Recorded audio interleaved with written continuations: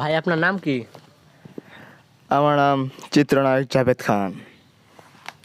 ভাই আপনার শার্টটা কত দিয়ে নিয়েছেন?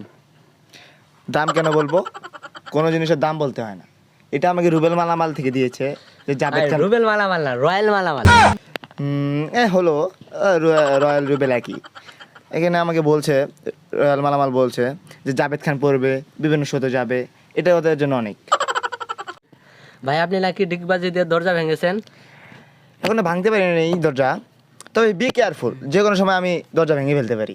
আমার দরজা ভাঙার অনেক রেকর্ড নেই, আমি অনেকবার ফেল করেছি দরজা ভাঙায়। ভাই চালিয়ে যান। হ্যাঁ, আমার একটা শুটিং আছে উগান্ডায়। 360 কোটি টাকা বাজেটে একটা মুভি হবে, যেখানে আমার মানে একটা দরজা ভাঙার একটা সিন আছে। সেভাবে সেখানে বলছে যে ডিরেক্টর বলছে যে জাভেদ খান আসবে, ডিগবাজিতে দরজা ভেঙে দেবে। আপনি শুনলে আরও অবাক হবেন যে এখানে আমার সাথে নায়িকা থাকবে হলো স্যানোরিটা। হ্যাঁ, না না না, ভাই, আপনাকে নাকি মেয়েরাই প্রিজিং করে? আপনি শুনলে অবাক হবেন।